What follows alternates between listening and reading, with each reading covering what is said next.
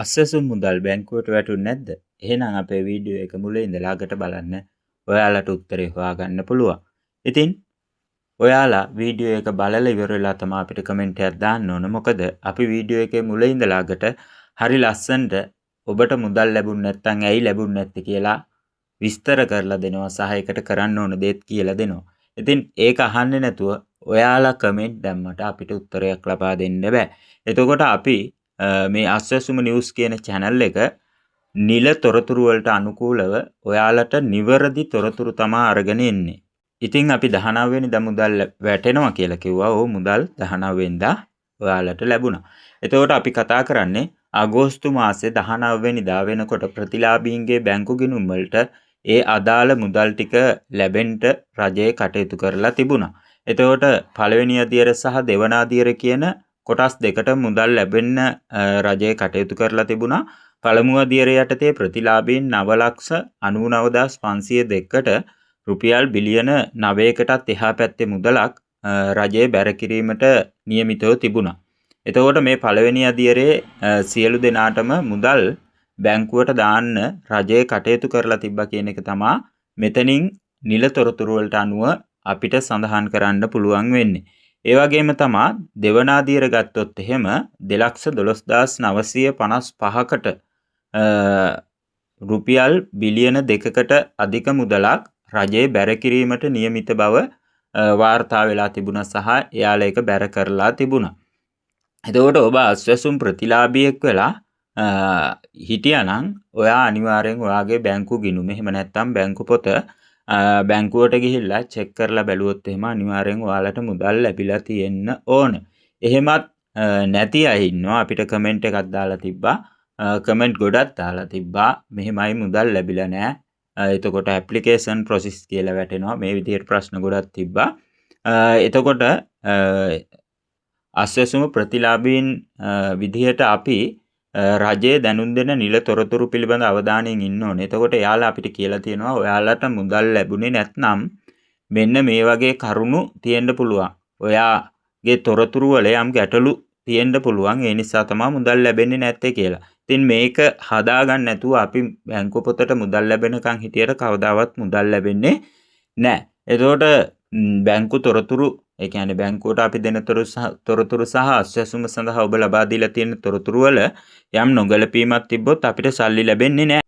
ඒ වගේම තමයි ඔබ ව්‍යාජ තොරතුරු ඉදිරිපත් කරලා තිබ්බොත් ඒත් මුදල් ලැබෙන්නේ නැහැ. ඒ වගේම තමයි ජාතික හැඳුනුම්පතේ යම් ගැටලුවක් තිබ්බොත් ස්ථාන දෙක වගේ රෙජිස්ටර් වෙලා තිබ්බොත් ඒත් මුදල් ලැබෙන්නේ නැහැ. ඒ වගේම තමයි අස්වැසුම සුබසාධක ප්‍රතිලාභ මණ්ඩලය අපිට කියනවා තාක්ෂණික ගැටලුවක් තිබ්බොත් ඒත් මුදල් ලැබෙන්නේ නැහැ. ඒවා ප්‍රමාද වෙන්න හේතු තමා කියලා. ඉතින් එහෙනම් ඔයාට මුදල් ලැබුණ නැත්නම් ඔයා මොකක්ද කරන්න ඕන? ඔයා YouTube එකට යනවා, Facebook එකට යනවා, TikTok එකට යනවා. ගිහිල්ලා මේ වීඩියෝ බල ඉන්නවා, කමෙන්ට් දානවා. හැබැයි කමෙන්ට් දාපු තරමට අපිට අපේ ගැටලු විසඳ ගන්න බෑ. එහෙනම් අපි මේ නිල තොරතුරු අරගෙන එන channel එකක් විදිහට අපි ඔයාලට හැම වීඩියෝ එකකම කතා කරනවා ඊළඟට අපි මොන වගේ පියවරක්ද ගන්න ඕනේ. හරි. දැන් ඔයා පළවෙනි අදියරේ හරි දෙවන අදියරේ හරි ඉඳලා මේ වෙනකොට ඔයාට මුදල් ලැබෙන්නේ නැත්නම් ඔයාගේ මෙන්න මේ සඳහන් කරපු කරුණු වලින් යම් අඩුපාඩුවක් යම් ගැටලු සහගත තැනක් තියෙනවා. එතකොට අපි මේ ගැටලු සහගත තැන කොහොමද අඳුරගන්නේ කියලා අපි මේ වීඩියෝ එකෙන් කියනවා ඒකයි මුල ඉඳලා බලන්න කියලා කිව්වේ. එතකොට අපි එහෙම මුදල් ලැබිලා නැත්නම් මේ වෙලාවේ කරන්න ඕන මොකද්ද? ප්‍රාදේශීය ලේකම් කාර්යාලයට යන්න. ඒකේ සුබසාධක මණ්ඩලය කියලා වෙනම කාර්යාලයක් තියෙනවා. ඒකේ නිලධාරියෙක් ඉන්නවා. ඒ නිලධාරියාගෙන් ඔයාගේ ඕනෑම තොරතුරක් අහගන්න. ඒ වගේම මුදල් ලැබුණ නැත්තේ ඇයි කියලා අන්න එයාගෙන් ඇහුවට පස්සේ ඔයාලට උත්තරයක් හම්බ වෙනවා. එහෙම කරන්න අපහසු කෙනෙක් ඉන්නවා නම් 19/24 කියන අංකයට කාර්යබහුලයි. ගොඩක් වෙලා try කරලා හරි ගත්තොත් ඔයාලට උත්තරයක් හොයාගන්න පුළුවන්. ඉතින් ඔය දෙකම කරන්න අමාරු කෙනෙක් ඉන්නවා නම් අස්වැසුම සම්බන්ධ නිල ඔන්ලයින් සේවාව භාවිතා කරලා ඔබට ඔබේ තොරතුරු බලා ගන්න පුළුවන්. මම මේක නම් කලින් වීඩියෝ එක කරලා තියෙනවා ලින්ක් එක දාලා තියන්නම්. ඒකෙන් ගියාට පස්සේ ඔයාලා මේ වගේ තැනකට අරන් එනවා.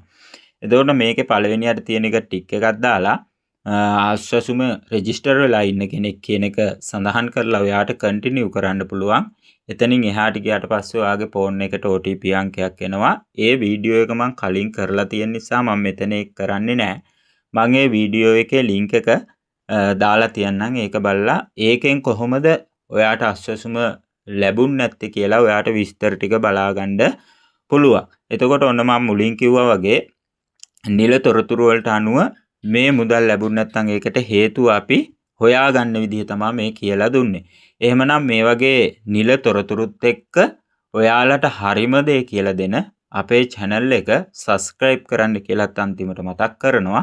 ඒ වගේම තමයි අපි like කරන්න, ඒ වගේම බොරුවට රැවටිලා ඉන්න අයට ඇත්ත දැනගන්න මේ channel එක share කරන්න. ඔබට අගෝස්තු මුදල් ලැබුණද නැද්ද?